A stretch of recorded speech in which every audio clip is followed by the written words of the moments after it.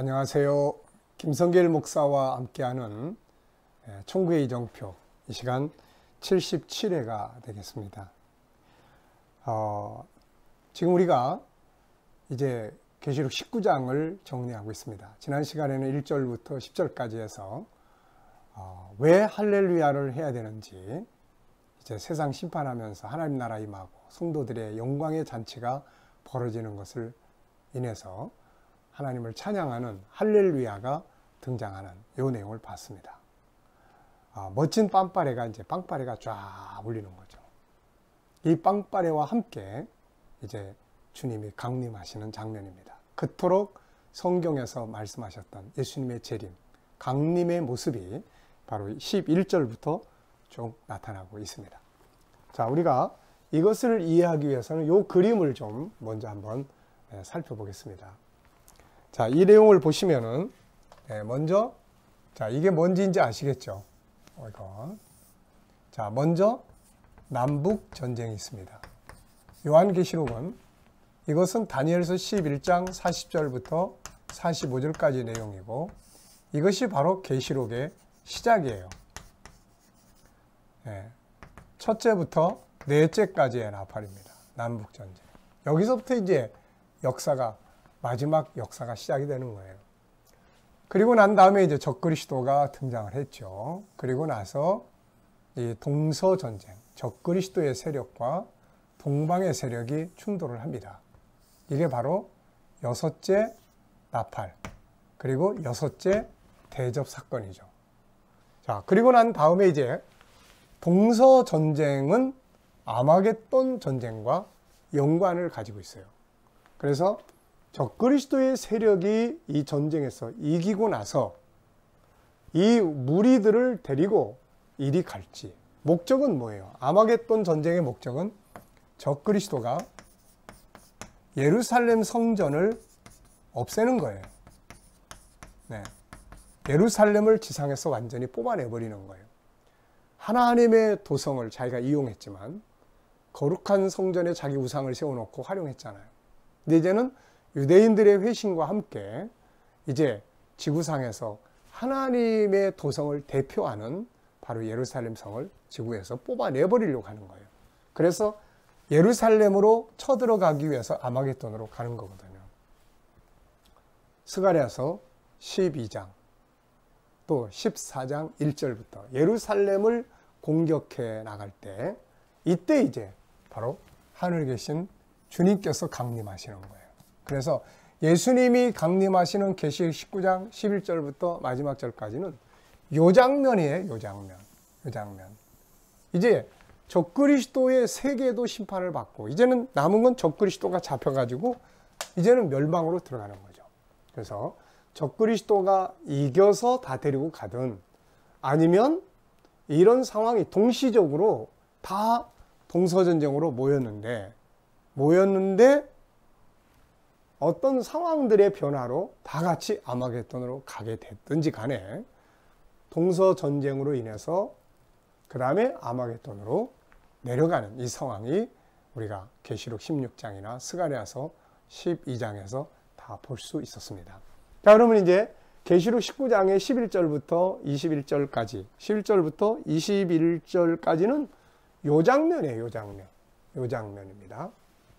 바로 19장 계시록 19장 11절부터 21절은 바로 요 장면이라는 것을 기억하시고 보시기 바랍니다. 자, 그러면은 한번 보겠습니다. 자, 11절로 21절까지를 다 읽으면 시간이 많이 걸리니까 이거는 여러분들이 이제 읽도록 하시고, 여기서는 정리된 것만 제가 한번 보겠습니다. 327페이지가 됩니다. 자, 첫 번째는 하늘이 열렸습니다. 드디어 하늘이 쫙 열린 거죠. 그리고 백마와 탄 자가 있는데 이름은 충신과 진실이라. 그가 공의로 심판하며 싸운다. 예수님이 오시는 거죠. 백마를 타시고 하늘 구름 가운데 수많은 천군 천사들과 함께 임재하시는 거죠. 아마겟돈에 모였던 적그리스도와 수많은 무리가 이 장면을 딱 볼 때 과연 어떤 마음이 들 것 같습니까? 저는 가끔가다 미국이나 이런 나라들이 이제는 외계인과 더불어서 싸워야 될 준비를 해야 된다. 그래서 우주 방위군을 만들어야 된다. 뭐 이제 이런 이야기들을 가끔 이렇게 신문에 이렇게 기사에 나오는 걸 봐요. 그럴 때면 저는 이 장면을 연상을 합니다. 그날에 세상의 모든 왕들이 하나가 돼서 강림하시는 주님을 보고 싸우려고 하는, 그래서 그 장면을 연상을 하게 돼요. 자, 그 다음에 그 예수님은 두 눈이 불꽃 같고 머리에는 많은 면류관이 있고 그 이름 쓴 것이 하나가 있으니 자기밖에 아는 자가 없고 피 뿌린 옷을 입었는데 이름은 하나님의 말씀이라. 하나님 말씀 그러면 누구예요? 예수님 아닙니까? 요한복음 1장 1절에 태초에 말씀이 계시니라. 바로 주님께서 강림하시는 거죠. 그의 입에서 이한 검이 나오니 그것으로 만국을 치겠고 친히 철장으로 다스리며 또 친히 하나님 곧 전능하신 이의 맹렬한 진노의 포도주 틀을 밟겠고 그 옷과 그 다리에 이름 쓴 것이 있으니 만왕의 왕이요 만주의 주심이라. 이 장면을 보고 마태복음 24장에서는 모든 족속들이 통곡할 것이다. 아마 이때에 부를 세상적인 노래가 하나 있다면 때는 늦으리. 옛날에 그런 노래가 있었던 것 같아요. 때는 늦으리. 세상에는 지내놓고 보면 후회할 일들이 항상 많이 있어요. 그렇지만 절대로 해서는 안 될 후회가 바로 예수님 재림할 때 적그리스도의 무리에게 서 있다가 그때 하는 이 후회가 돼서는 절대로 안 됩니다. 네. 그래서 진리를 미리 주신 거예요. 우리 보고 미리 알고 미리 배우고 미리 그것을 기억해 두라고. 네. 천사가 외칩니다. 자, 19장 17절로 18절 보면 내가 보니 한 천사가 태양 안에 서서 공중에 나는 모든 새를 향하여 큰 음성으로 외쳐 이르되 하나님의 큰 잔치에 모여 왕들의 살과 장군들의 살과 장사들의 살과 말들과 그것을 탄 자들의 말과 자유인들이나 종들이나 작은 자나 큰 자나 모든 자의 살을 먹으라 하더라. 이제는 이 전쟁에 참여한 왕들과 장군들과 사람들의 살을 먹기 위해서 새들이 초청을 받아요. 예수님은 마태복음 24장에서 죽음이 있는 곳에는 독수리들이 있느니라. 주의 재림하실 때가 바로 그 상황이거든요. 자, 여기서 이제 우리가 하나 기억해야 될 것은 19장에는 두 가지의 잔치가 나와요. 하나는 앞부분에서 우리가 살펴봤던 어린 양의 혼인잔치가 있고 그 다음에 17절에서 나오는 하나님의 큰 잔치가 있어요. 어린 양의 혼인잔치는 천국잔치예요. 이 잔치에는 우리가 무슨 수를 써서도 가야 되죠. 그런데 하나님의 큰 잔치, 여기에 초청받은 자들은 공중에 있는 새들이에요. 공중에 나는 모든 새를, 독수리들, 모든 새를 향하여 초청을 합니다. 와라. 오면 먹을 게 많아. 왕들의 살과 장군들의 살과 장사들의 살과 말들과 그것을 탄 자들의 살과 자유인들이나 종들이나 작은 자나 큰 자나 모든 자의 살을 먹어라. 어떤 잔치에 참여하고 싶으세요?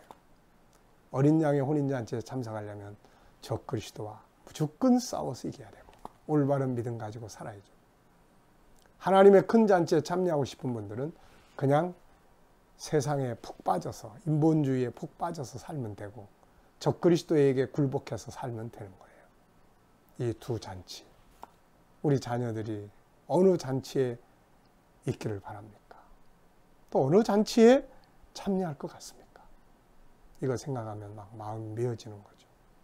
그래서 그들을 위해서 기도하고 할 수만 있으면 말씀 나누고.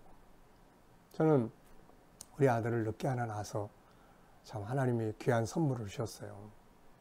그래서 요즘에는 이제 어떻게 보면은 세계 선교와 많은 지역들을 이렇게 다니면서 복음을 전하면서 마지막 내 남은 사명은 내 자식에게, 내 아들에게, 내 자녀들에게 내가 전했던 복음을 나눠줘야 된다.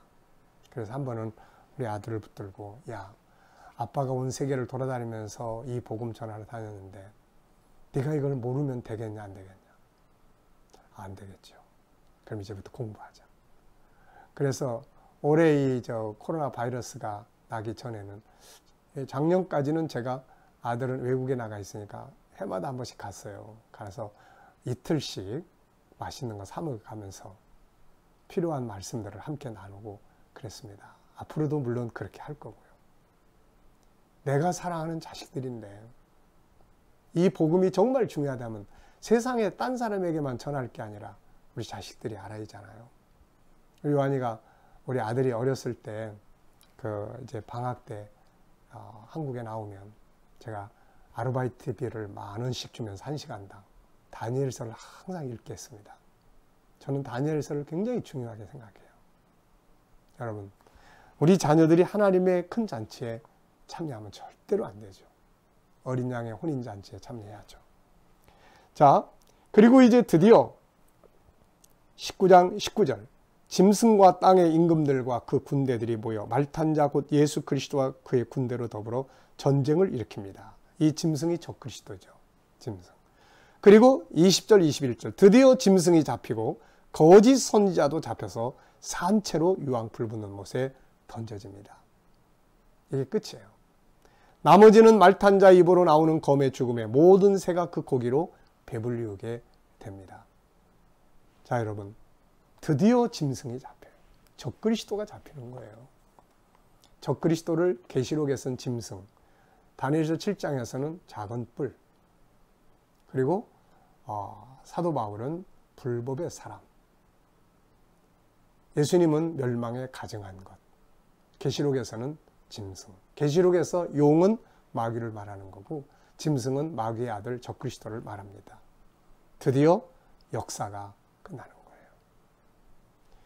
자, 이 장면을 보면서 우리가 기억해야 될 것은 바로 창세기 3장 15절이에요. 창세기 3장 15절은 두 싸움을 이야기하잖아요. 뱀과 여자의 싸움. 이 싸움은 계시록 20장 10절에서 끝나요. 하나님이 마귀를 잡아서 지옥불 속에 던져버립니다. 그래서 끝나는 거예요. 그런데 그에 앞서 먼저 마귀의 아들 적그리스도, 창세기 3장 15절에서 뱀의 후손, 적그리스도, 여자의 후손이 뱀의 후손을 십자가로 머리를 깨뜨리시고 이제 완전히 그를 잡아서 지옥불 속에 던져버립니다. 계시록 19장 20절로 21절, 영광스러운 장면이에요. 여기에 모였던 적그리스도를, 그 무리들을 잡아서 강림하신 주님이 그들을 잡아서 지옥불 속에 던져버리면서 창세기 3장 15절에 후손과 후손의 싸움이 끝나게 되고 20장 10절에서는 이제 마귀를 잡아서 지옥불 속에 넣으면서 여자와 뱀의 싸움이 끝나게 돼요. 그래서 창세기 3장 15절이 마침내 완성이 되게 되는 것입니다. 그리고 나면 이제 20장부터 22장까지 하나님의 나라, 영광의 나라가 임하게 되는 것이죠. 자, 이제 19장까지 정리를 마쳤습니다. 다음 시간에는 20장 천년 왕국에 대한 이야기, 21장, 22장 새하늘과 새 땅에 관한 이야기를 통해서 우리가 이제 천국의 이정표를 이제 마무리하는 과정으로 가도록 하겠습니다. 이 시간 말씀 여기서 마치겠습니다. 감사합니다.